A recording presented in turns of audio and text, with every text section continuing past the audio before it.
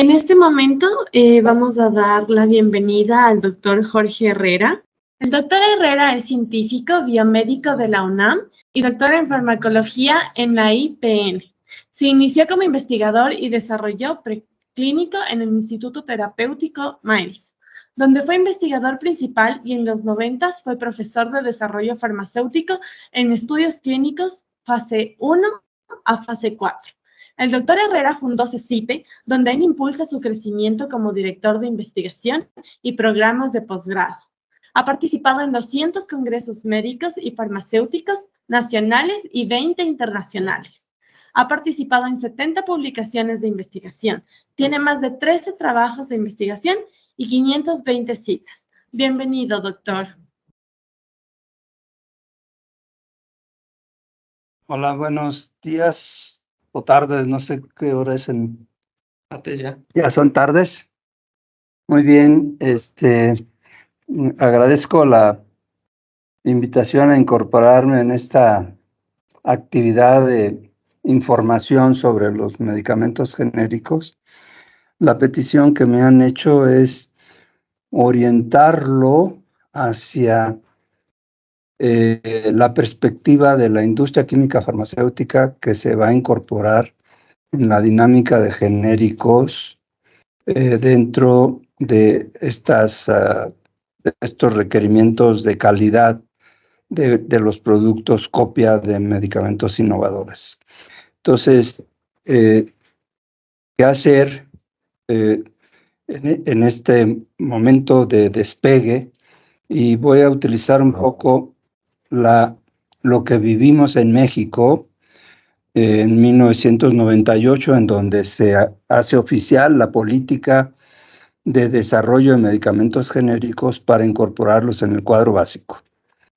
Entonces, en este momento entramos en la dimensión de varios actores dentro del desarrollo, en donde por un lado estaba la industria química farmacéutica, que va a ser el enfoque que yo voy a abordar. La otra corresponde a la entidad regulatoria con sus requerimientos, sus estándares, sus requisitos, procedimientos, dinámicas de trabajo que no aplican y que lo único que representa para la industria química es saber cuál es la que está vigente en su sitio, en donde van a registrar los productos o sus alcances de mercado. Y la otra es los sitios clínicos donde se realizan los estudios, porque tiene en México y a nivel internacional requerimientos muy particulares que giran alrededor de lo que se llaman las buenas prácticas clínicas, y las unidades analíticas también con requerimientos de buenas prácticas de laboratorio. No voy a referirme ni a los sitios, ni a los entidad regulatoria, ni a los laboratorios analíticos y sus instalaciones y requerimientos, sino fundamentalmente a la perspectiva del laboratorio patrocinador. ¿Yo lo hago? Bueno, esta es una imagen nada más del historial académico, de mi formación académica y de mis sitios de trabajo, que resumen 55 años de vida profesional. Es que, no, yo lo... en realidad, los estudios de bioequivalencia lo que representan es aprovechar un momento en la historia de un producto innovador que concluye con su periodo de patente y que por acuerdos internacionales entre la industria farmacéutica y los gobiernos de los estados, se permite el desarrollo de copias de producto innovador con implicaciones que otorga los países para que los desarrolladores de innovadores tengan facilidades para seguir su proceso de innovación y desarrollo de nuevos medicamentos. En cambio, esta política me favorece a las empresas farmacéuticas, que les abre el campo de desarrollo de medicamentos genéricos bajo ciertos criterios que vamos a señalar. Esta figura representa lo que es el proceso de desarrollo de un medicamento genérico, que implica las distintas etapas y que implica dos cosas: el tiempo que se invierte para el desarrollo de un nuevo medicamento, y esta línea roja que atraviesa de izquierda a derecha nuestra pantalla es el nivel de conocimiento que tenemos del producto. De tal manera que cuando el producto entra en el registro por la entidad regulatoria que corresponde a la columna en verde con el subtítulo de NDA, es el momento en que conocemos el perfil riesgo-beneficio del medicamento bajo condiciones experimentales controladas. Pero si ustedes se fijan, la cantidad de conocimiento que tenemos del producto es muy limitada. Entonces, en la fase 4 se sigue generando líneas de investigación con metodología de fase 3 de diseños controlados, y entra el programa de mundo real y de farmacovigilancia con el uso del medicamento innovador en condiciones de la práctica clínica. Y esto va enriqueciendo el conocimiento del producto. Y es importante porque la mayor parte de la información se genera no en los diseños controlados, sino en la práctica cotidiana. De ahí la importancia de que esa información se esté comunicando entre los usuarios que la prescriben los medicamentos, la industria farmacéutica y la entidad regulatoria. Este esquematiza lo que es el proceso complejo y las distintas estructuras que participan en el desarrollo de un medicamento, que incrementa los costos de manera muy importante y que implica la necesidad de un proceso facilitado para los desarrollos, de tal manera que se abatan los costos y no repercutan en el valor de mercado con que salen los nuevos medicamentos. Pero estas son políticas que nos llevan a la situación de cuál es la imagen que sucede desde el punto de vista de inversión y de recuperación de inversión con un producto nuevo, que está representado por esa curva en donde la línea 0 del XY horizontal del eje de las X representa cero inversión, y en su fase inicial es pérdida. Después del inicio del registro se empieza a vender, y a los 20 años en que termina la patente, el uso y los beneficios económicos que tiene ese producto, a pesar de que tiene el valor de mercado como producto genérico, sabemos que ha disminuido porque hay nuevas terapéuticas y puede pasar a una segunda opción. Y este es el momento en que entra el programa, en que puede ser copiado por otras empresas y entra en la categoría de medicamento genérico.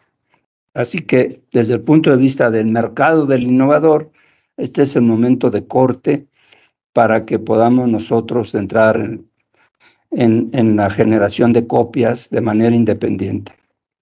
Pero esta copia tiene que cumplir ciertos requisitos metodológicos, operativos, regulatorios, técnicos, científicos, porque se sustenta en el siguiente criterio: el efecto biológico de un fármaco, en este caso el producto innovador, guarda relación directa con las concentraciones que tiene en sangre el medicamento, de tal manera que el medicamento genérico debería reproducir el perfil farmacocinético del innovador para poder considerar que tiene la misma biodisponibilidad y por lo tanto son bioequivalentes.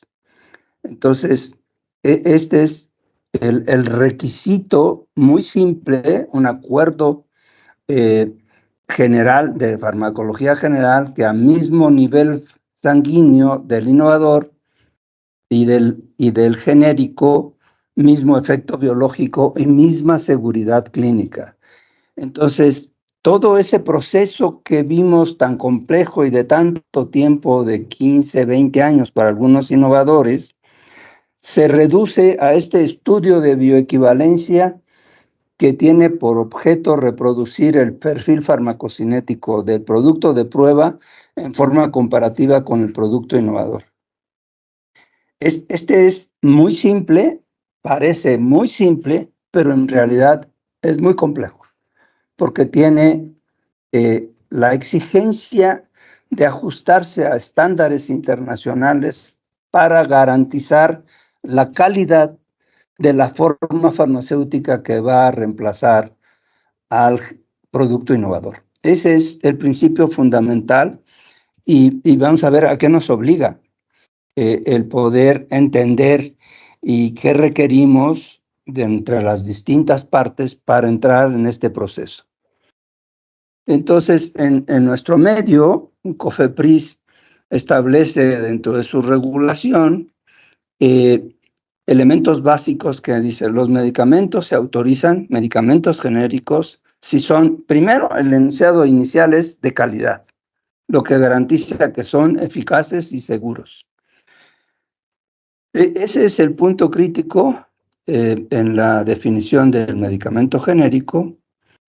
Y nuestro punto de partida teníamos medicamentos innovadores y medicamentos genéricos. Dentro del programa de intercambiabilidad se les llamó medicamentos genéricos intercambiables. A nivel mundial se les llamaba medicamentos similares. Este término no se reconoció en México, y cuando el programa de medicamentos genéricos intercambiables era estrictamente obligatorio para cualquier producto que entrara en las licitaciones del sector público, regresó al término medicamento genérico en concordancia con políticas internacionales. El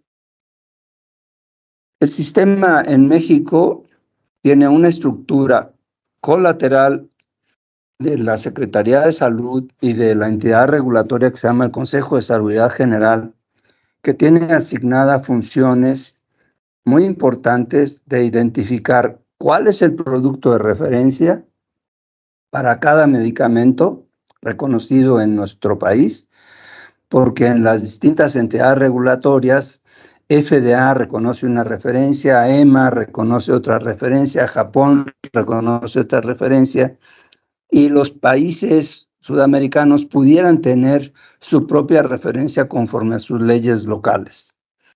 En México, este Consejo de Salubridad además asigna qué tipo de estudio para cada producto genérico se tiene que realizar para determinar que son bioequivalentes.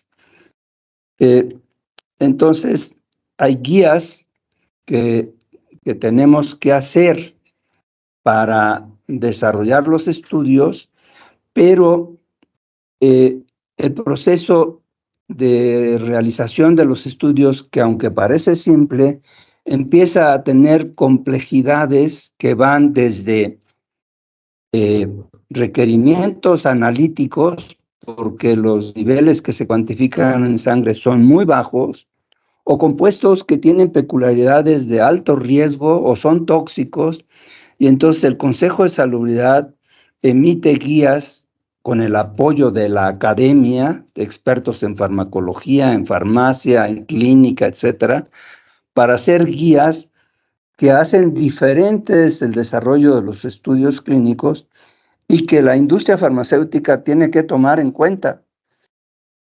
Estas guías las podemos encontrar en los distintos países. Por ejemplo, México tiene sus guías, FDA tiene sus guías, EMA tiene sus guías, y la industria farmacéutica interesada en desarrollar medicamentos genéricos tiene que pensar en estas guías en función de cuál es su mercado blanco y las características que va a requerir en cuanto a criterios de calidad si son muy locales, si son regionales, internacionales o validez en cualquier sitio por la equivalencia de entidades regulatorias.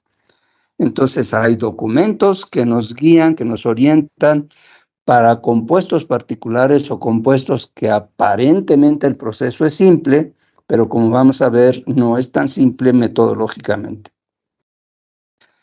Todo gira a través de realizar un estudio clínico, generalmente en voluntarios sanos, en donde se les administra en condiciones controladas bajo distintos diseños experimentales una dosis del medicamento de referencia y posteriormente una dosis del producto de prueba, distribuidos en forma aleatoria. Unos empiezan con el de referencia y otros con el de prueba y se cruzan los medicamentos. Y se les toman muestras de sangre de un periodo determinado que se establece en un tiempo equivalente a 4 veces la vida media de cada medicamento. Con estas muestras de sangre, con un rigor metodológico para manejarlas, cuidarlas, conservarlas, entregarlas, etcétera, se establecen los parámetros farmacocinéticos que tienen el rigor para cumplir con los criterios de equivalencia farmacocinética, que son la concentración máxima, que está representada en este primer segmento punteado, el área bajo la curva, que está representado todo el área que está debajo del perfil que tiene, del perfil promedio que tenemos aquí, pero que en realidad para el análisis estadístico entran los perfiles individuales de cada sujeto, con dos valores. Uno es el área bajo la curva del tiempo cero al tiempo de muestreo, y el otro parámetro farmacocinético obligatorio es el área bajo la curva extrapolada a infinito. Estos datos entran en un riguroso análisis estadístico con softwares debidamente calificados y señalados por cada entidad regulatoria. En México es el WinOnLink. En otros países puede ser los paquetes de SAS, pero la metodología es intervalos de confianza con análisis de varianza, etcétera. Está perfectamente identificado y hay recomendaciones para estos abordajes estadísticos y requerimientos de análisis de varianza. Entonces, eso es en general, muy rápidamente, el estudio clínico. La complejidad se da en dos sentidos. Una, en el tipo de diseño experimental, que depende de las características del producto. Hay productos muy simples que, si ustedes toman en cuenta la clasificación química de medicamentos clase 1, clase 2, clase 3 y clase 4, que está en función de su capacidad de solubilidad y permeabilidad, va estableciendo los grados de dificultad de los procesos, de la variabilidad que tienen los productos, y nos obligan a cambiar de diseño experimental. Y estos rigores de diseño implican, por la variabilidad que tienen los compuestos en su comportamiento farmacocinético, a establecer diferentes tamaños de muestra para cada uno de los productos. Es decir, no podemos decir un análisis de bioequivalencia con 20 sujetos la hago, porque depende del tipo de molécula. Y luego tenemos una complejidad que en el futuro inmediato se va a observar, que es que ciertos estudios de bioequivalencia no se pueden hacer en voluntarios sanos y tenemos que entrar con pacientes.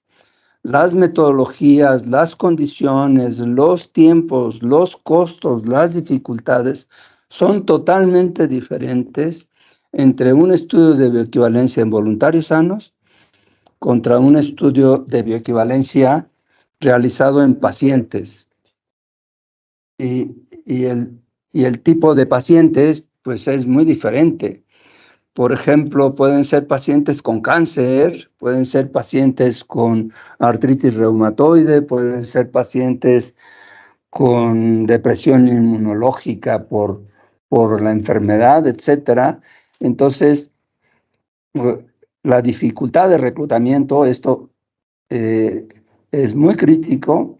Aparte de los costos, son retos metodológicos desde el punto de vista de análisis estadístico que tiene estrategias diferentes. Entonces, estos elementos son diferentes en función de qué producto tienen ustedes, en qué características y propiedades de clasificación química tiene el producto, en qué mercado están considerando. Y esto es nada más como una situación introductoria de esto que nos lleva a lo que es un documento complejo, pero que gira alrededor de un ejemplo como esta representación gráfica de un medicamento en donde los círculos negros son el producto de referencia y la prueba. Aquí están en la parte de arriba representado con valores numéricos reales y en la parte de abajo transformado logarítmico. Y entonces, estos son valores medios y se está comparando los productos, referencia y de prueba, y tienen un perfil muy parecido.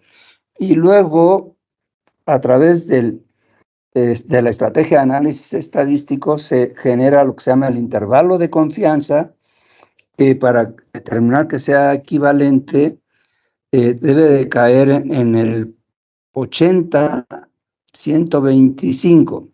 Si tiene un margen de diferencia sobre el punto estricto de 100, del orden del 20%, es decir, 20% hacia abajo de la referencia y 20% hacia arriba de la diferencia puede aceptarse dentro de este criterio de equivalencia farmacocinética.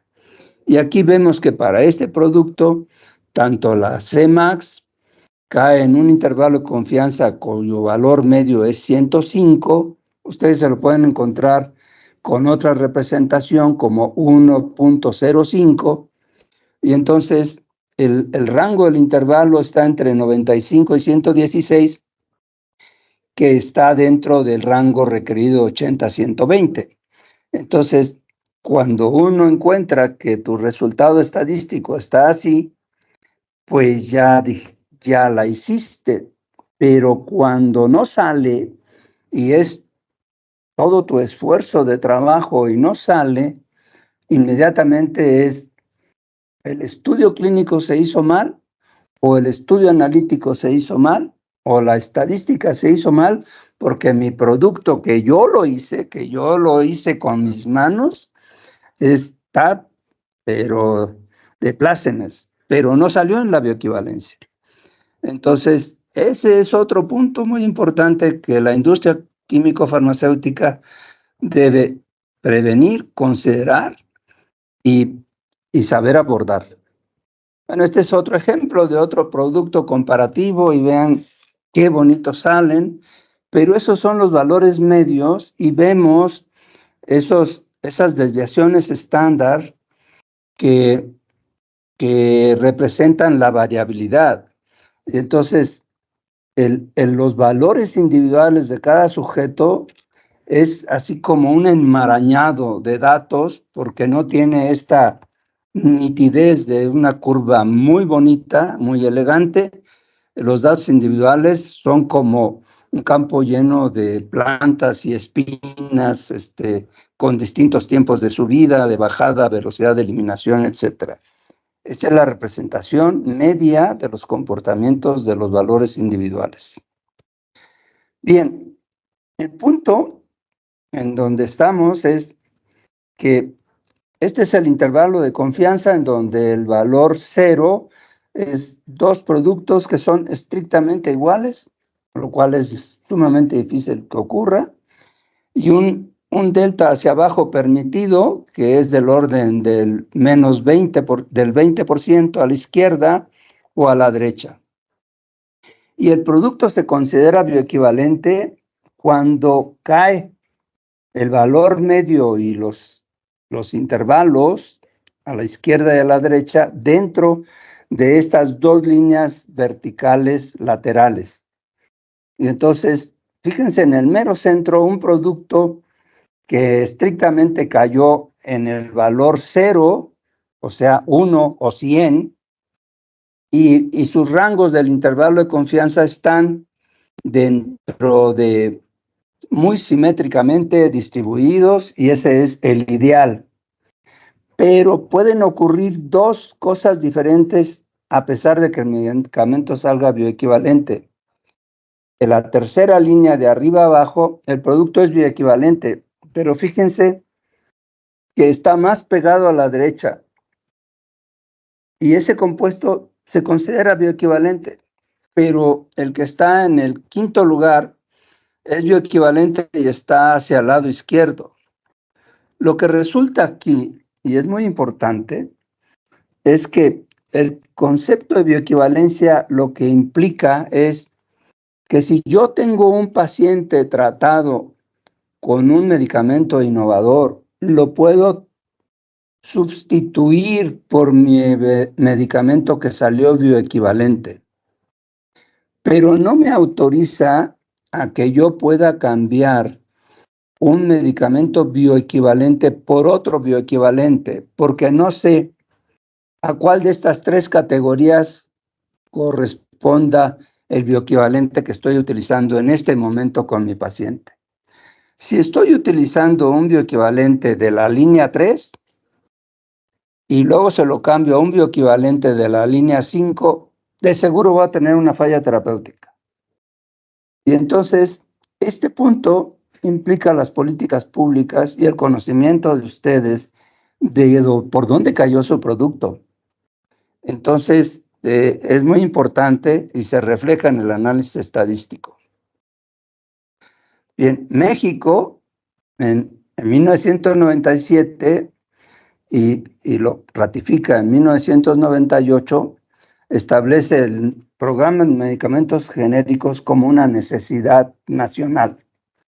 Y eso dio ese punto de partida que nos movilizó a la academia a participar en una estructura nacional en donde la industria química no tenía mucha información de las reglas de los genéricos, no había sitios de investigación, solamente había 2 sitios en 1998 con experiencia para realizar estudios de bioequivalencia y uno de esos sitios estaba a mi cargo, aquí en la ciudad de Morelia, en donde me encuentro, pero siendo yo parte de la comunidad académica del CINVESTAB, del Instituto Politécnico Nacional, comisionado académicamente en Morelia, y otro grupo estaba en Pachuca, pero pertenecía a la industria químico-farmacéutica.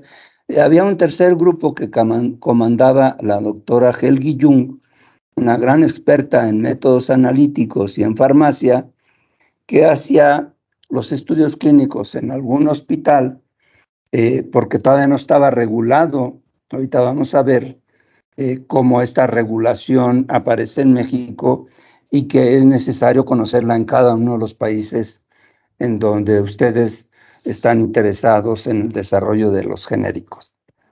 Este es un historial muy fácil para que vean los tiempos. En la Ley General sale en 1986 la Ley General de Salud, el Reglamento de Insumos para la Salud en 98, el Reglamento de Control Sanitarios dentro de este tiempo, y hay un reglamento de COFEPRIS subsecuente a la norma 177 SSA1 1998, que es la norma en la que se establecen las bases para el desarrollo de los medicamentos genéricos y los requisitos que los sitios donde se van a hacer se tienen que cumplir. Y entonces se refiere a terceros autorizados en unidades clínicas, en unidades analíticas y en unidades para hacer estudios de perfiles de disolución.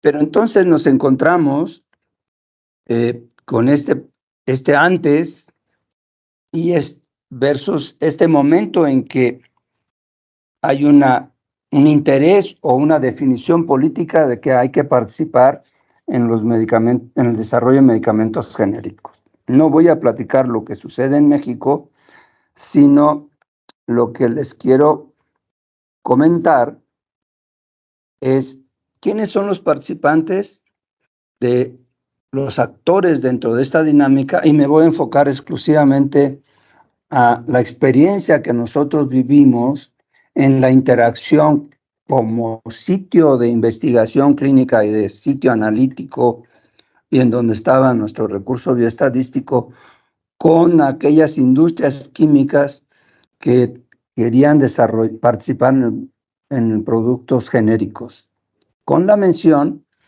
de que había dos grandes grupos que se diferenciaban por la experiencia. Uno, la industria, lo que llamamos la Big Pharma, las empresas internacionales que tenían innovadores, pero que también querían participar en el mercado de genéricos. Es decir, tener su innovador y tener su genérico. Y la otra era la industria nacional, que quería entrar en medicamentos genéricos, que tenía mucho menor experiencia en el desarrollo de estudios clínicos y de las reglas de los medicamentos genéricos. ¿En dónde se van a ubicar ustedes, industria química farmacéutica? ¿A qué grupo corresponden? Pero todos tienen que tener un marco de referencia para involucrarse en esto, porque es responsabilidad del patrocinador que está interesado en el desarrollo de un genérico, en identificar qué grupo le va a hacer el estudio, si a nivel nacional o a nivel internacional. ¿Cuánto tiempo queda? Entonces, para resumir, por ejemplo, esto que me están dando 30 minutos representa varias asignaturas de un programa de posgrado. Entonces, es casi así como un vuelo de pájaro lo que estamos viendo, como enunciados, lo que se tiene que considerar. Y para empezar, independientemente de las políticas que tenga la industria farmacéutica involucrada, cuáles son sus experiencias con los productos, etcétera, sus adquisiciones de insumos, están obligados a conocer buenas prácticas, su personal, buenas prácticas para el desarrollo farmacéutico. Y hay guías. No tenemos que inventar el agua tibia. Hay guías internacionales que podemos recurrir, o nuestros países ya se han desarrollado un poco y han emitido sus propias guías locales. Entonces, uno puede recurrir a documentarse con estos elementos. Las farmacopeas son fundamentales. Si no hay la nacional, uno puede acudir a la farmacopea, la americana o a la europea. Otros elementos básicos son las buenas prácticas de manufactura y las buenas prácticas de fabricación, que son lineamientos ICH. En México tenemos también nuestras propias guías al respecto. Habíamos señalado cuál es su mercado objetivo, es decir, qué es lo que pretenden con su producto: atender un registro local, o un registro que quieren introducirlo en distintos países regionales o pasar la región, y entonces tienen que saber que los estados y las regiones tienen distintos requerimientos regulatorios, y que si lo hacen con un requerimiento regulatorio de bajos estándares incorporados dentro de su política, no podrán registrar su producto en otro sitio, y por lo tanto tienen que conocer qué política quieren, para eso incorporarlo en los requerimientos de desarrollo de su medicamento genérico, desde el punto de vista farmacéutico y desde el punto de vista del estudio clínico. Esto nos implica entonces que conozcamos los requerimientos regulatorios de los sitios en donde pretendemos registrar el producto, con la ventaja de que en la actualidad hay lo que se conoce entre las entidades regulatorias, la equivalencia entre dichas entidades, de tal manera que si son equivalentes y ustedes registran su producto en una entidad regulatoria que es equivalente con México, o con FDA o con EMA, esas entidades pueden reconocer su producto, pero tienen la libertad de decirle, aunque te reconozco la equivalencia, desde mi punto de vista, te faltan ciertos elementos.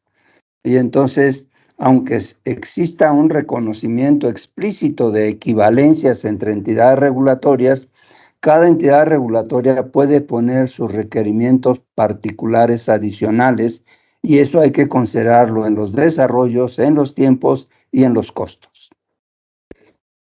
Por otro lado está la competencia del personal. Tienen que conocer pues su personal que va a estar involucrado en el proceso de desarrollo, en los aspectos de manufactura, en la generación de un lote piloto, en el proceso de traslado a escalado industrial, todos los aspectos de adquisiciones de equipos, todos los aspectos relacionados con la adquisición de la materia prima y de los excipientes y los distintos componentes. Porque, por ejemplo, en México puede suceder que yo tengo un genérico, que estoy comprando la materia prima, el API en China, y de pronto deja de producirlo y ya no tengo producto. Y entonces lo que se hace es que generalmente se registra los APIs, por lo menos 2 diferentes, para que si me falla un productor, yo pueda tener un reemplazo sin entrar otra vez en todo el proceso. Hay reglas del juego, pero estos son puntos fundamentales. Pero así como tienes un experto en el área de tecnología farmacéutica, pues debes de tener a alguien que entienda el lenguaje, las actividades, las funciones, las responsabilidades de lo que va a ser el grupo clínico y de lo que va a ser el grupo analítico y de lo que va a ser el bioestadístico y la estructura del reporte y el documento que te pide la entidad regulatoria, que ahora con estos requerimientos internacionales es un documento que se llama CTD, que está en la guía ICH y que son un listados enormes de elementos de información del producto, de los insumos, de los controles de calidad, de los tiempos de anaquel, estabilidad, etcétera. Entonces, tienes un personal como patrocinador metido en el área de tecnología farmacéutica, alguien que sea tu interlocutor con el estudio clínico y el estudio analítico, y con una función que las buenas prácticas clínicas obliga a la empresa farmacéutica es el monitoreo. El monitoreo lo puedes hacer bajo un personal que te corresponde o subcontratar a una CRO para que te haga la función de monitoreo. Pero tienes que entender qué hace el monitor y cómo lo controlas, porque si no, te pueden generar una información que parecería que es fácil, pero tiene sus reglas del juego y alguien tiene que entender qué es lo que implica el monitoreo y cuáles son sus reglas del juego y qué funciones y actividades desempeña y que se tienen que hacer simultáneamente este plan de monitoreo con la presentación de protocolos y documentos a la entidad regulatoria para que autoricen el desarrollo del estudio clínico. Entonces, todos estos elementos van formando parte de este know-how que debe de tener la industria farmacéutica cuando se va a incorporar en estos elementos que no corresponden a su actividad primaria, que es el desarrollo del fármaco, el garantizar la forma farmacéutica, los procesos. En México nosotros tenemos un problema muy serio porque la descripción puntual de los componentes de una forma farmacéutica, de un producto, no está por ley. Y entonces, si tú vas a copiar un producto de esos, pues tienes que irle tanteando qué tiene más o menos, qué componentes, qué excipientes, qué qué tan crítica es tu forma farmacéutica, si es simple una tableta que solamente le das una compresión con ciertos componentes, o la vas a cubrir, o vas a hacer una forma farmacéutica que te va a hacer un complejo en tu producto, que es una forma de liberación modificada o de liberación programada o con cubierta entérica. Ya estamos entrando en situaciones que que van a implicar elementos diferentes y dificultades para el desarrollo del estudio clínico. Entonces, es importante, y esta es una tarea que de manera conjunta hacemos en nuestros investigadores, que son médicos, los responsables de los estudios clínicos, que están entrenados para manejar a los pacientes. Pero cuando los vas a incorporar y formar en el proceso de desarrollo de investigación clínica relacionada con fármacos, pues tienes que aprender otros elementos distintos del know-how de ser médico, de atender al paciente, de atender a sus necesidades, porque estos estudios no tienen un beneficio terapéutico cuando estamos. Y además la sustentación del protocolo y del diseño experimental debe considerar varios elementos. Por un lado, los aspectos físico-químicos de los activos y de la formulación farmacéutica, las propiedades fisiológicas del sistema involucrado en los procesos farmacocinéticos, las características de dicho proceso y los factores que lo modifican, y luego la respuesta biológica. ¿Por qué? Porque las modalidades para la equivalencia bioequivalencia de medicamentos pudiera tener la opción, generalmente así se hace, con una bioequivalencia analítica, cuantitativa de los niveles plasmáticos, pero en ocasiones lo que tienes que medir es el efecto biológico, y entonces pasas a una equivalencia farmacodinámica, y entonces ya los modelos se hacen más complejos, porque tiene que ser equivalencia farmacocinética y equivalencia farmacodinámica, como por ejemplo sucede con muchos biotecnológicos, particularmente con la insulina, porque tienes que medir los niveles plasmáticos de insulina y el efecto biológico sobre la glucosa. Entonces, este lenguaje y este conocimiento que le ponemos al clínico es un lenguaje que tu experto en el área del patrocinador tiene que conocer, porque si no, no se van a entender del porqué de las complejidades de un proyecto.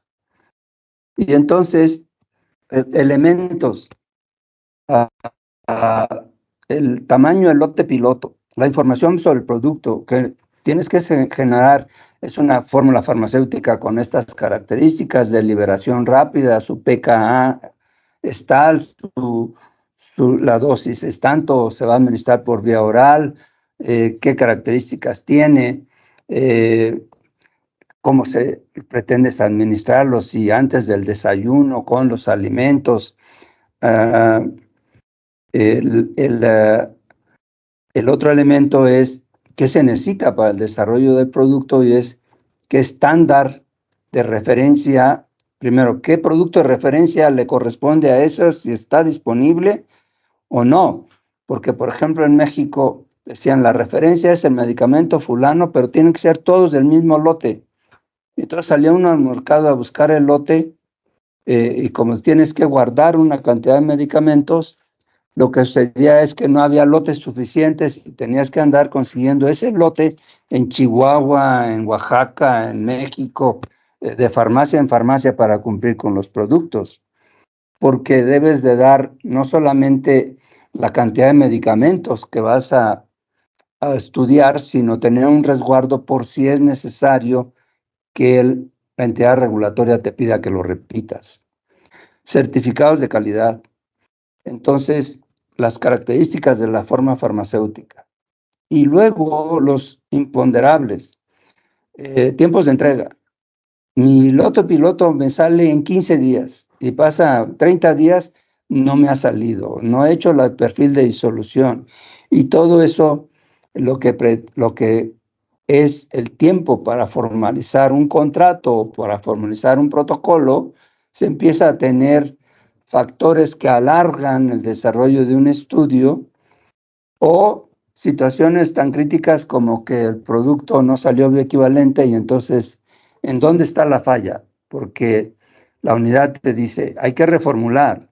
Y tú dices, demuéstrame por qué. El estudio no salió porque tú no cumpliste con el protocolo. Y entonces, para que yo pueda demostrarte que yo cumplí con el protocolo que tú aceptaste, tengo que implementar un sistema de gestión de calidad y tu monitor que está supervisando el desarrollo del proyecto para demostrarte que el error no está en el estudio clínico ni en la unidad analítica, sino que la falla está en el producto que desarrollaste. Y este estira y afloja lo tenemos que considerar porque los medicamentos genéricos y la investigación clínica, yo les digo, esta es la casa del jabonero, el que no cae resbala. Errores hay que considerar que están presentes, de ahí la importancia de un análisis de riesgo, tanto desde el punto de vista de la industria químico-farmacéutica como desde el punto de vista de la unidad clínica y de la unidad analítica, para abatir riesgos, la posibilidad de que las cosas no salgan.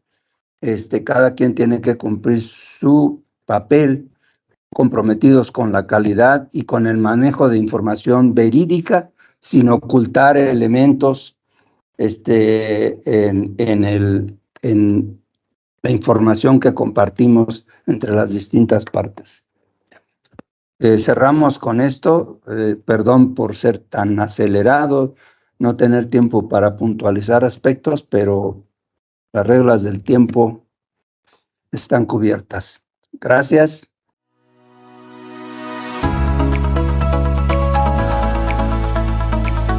Finalmente, vamos a proceder con el punto 11, el cierre del programa, a cargo del doctor José Herrera y el doctor Silvio Cascante, que es fundador de Accuracy Research, médico internista por la Universidad de Guayaquil, máster en Administración de Salud de la Universidad Politécnica Nacional, quien fue director médico de Ciba Geigy, director médico de Novartis, director médico nacional del IES, con más de 40 años en desarrollo de investigación clínica, tanto nacional como en el exterior, y CEO de Accuracy Research desde el 2009. Nos darán unas palabras de despedida.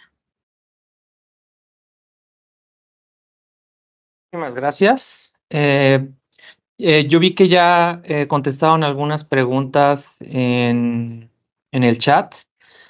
Voy a tratar de contestar algunas que no se hayan contestado, pero antes de pasar a contestar esas preguntas, quiero ser sumamente claro. Lo que se ha platicado hasta este momento ha sido a través de la experiencia de CECIPE referente a la regulación por COFEPRIS y algunas regulaciones internacionales.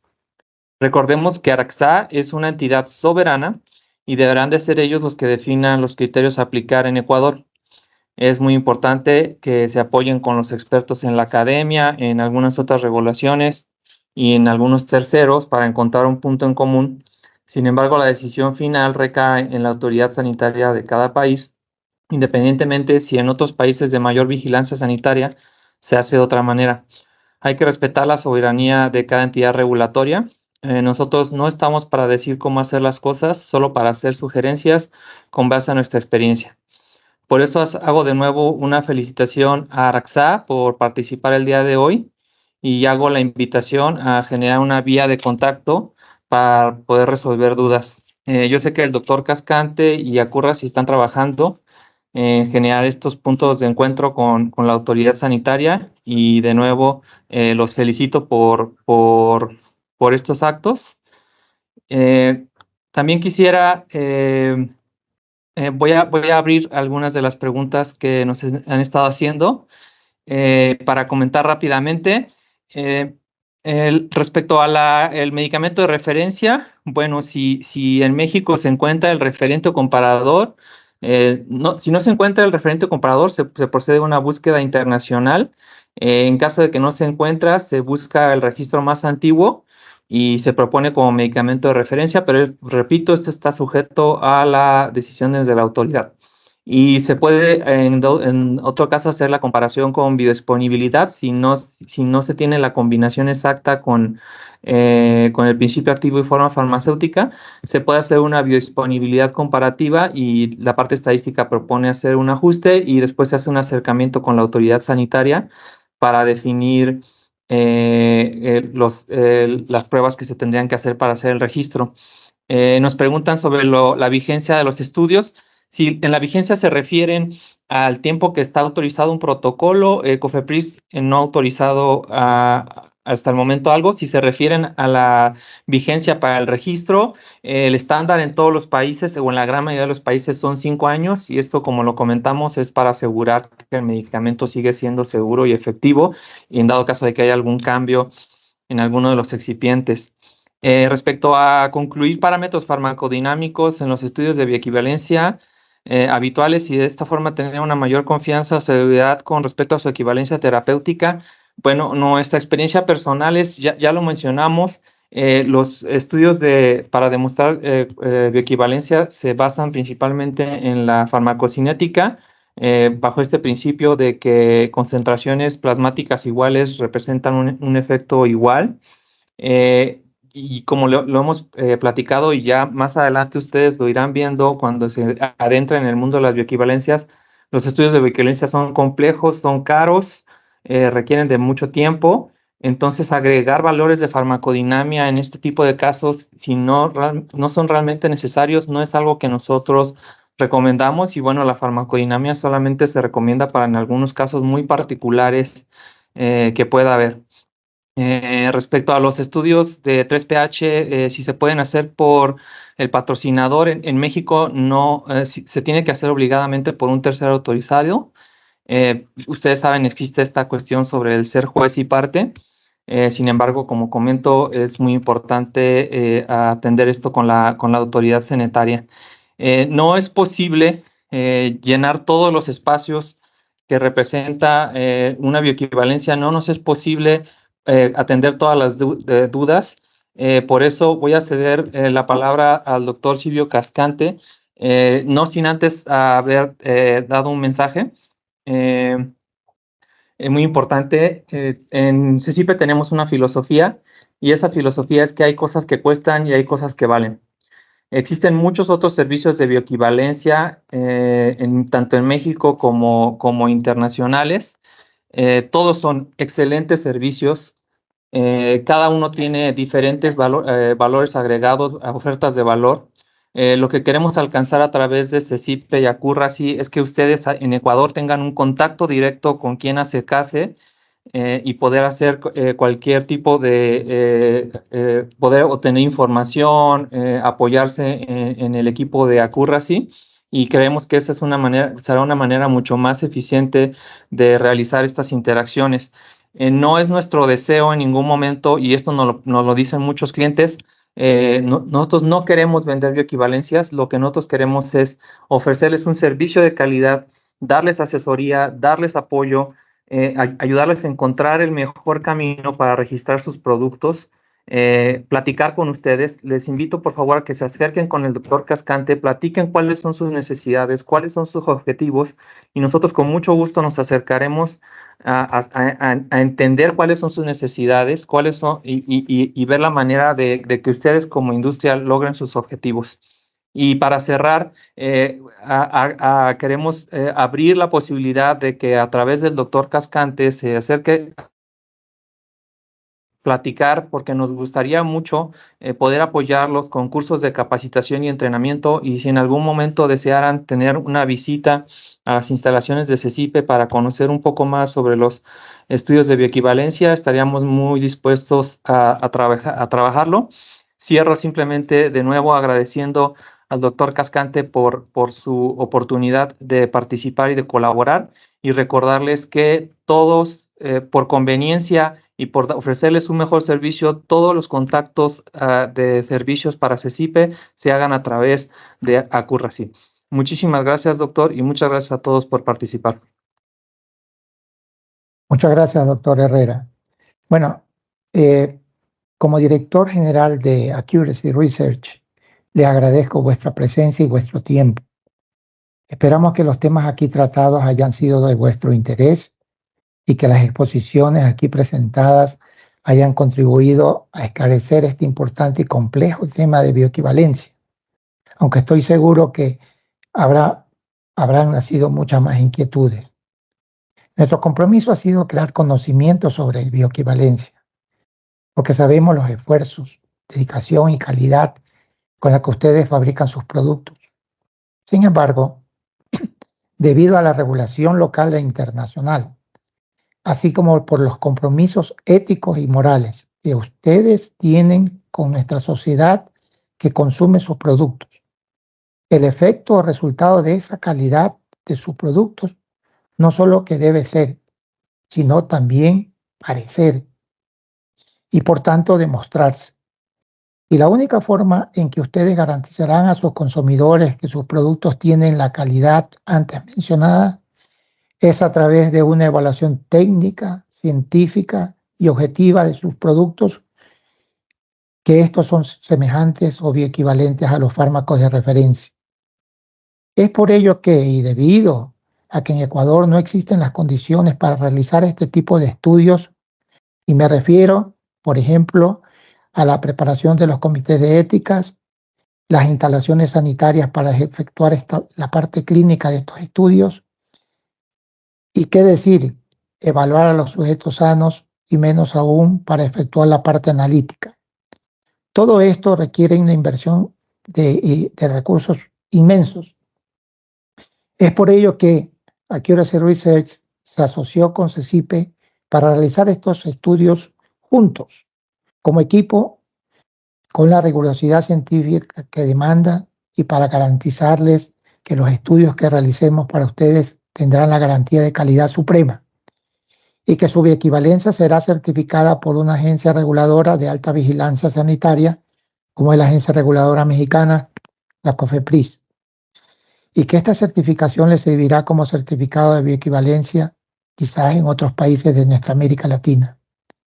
Todo esto sin alteración del precio, como si este estudio se realizara en nuestro país, aunque, como ustedes conocen y entenderán, hay que agregar los distintos cargos como impuestos y costos logísticos que hay que considerar de todas maneras. Al decir esto, nuevamente les agradezco a ustedes por su tiempo, su presencia y también su paciencia. Muchas gracias y damos por concluido este webinar. Las preguntas que no son que la podamos contestar nosotros desde el punto de vista técnico, sino desde el punto de vista desde el punto de vista de la agencia reguladora, trataremos de pasarlas a ellos para que podamos responderles a ustedes en el tiempo menor posible. Muchísimas gracias nuevamente y doy por clausurado este webinar.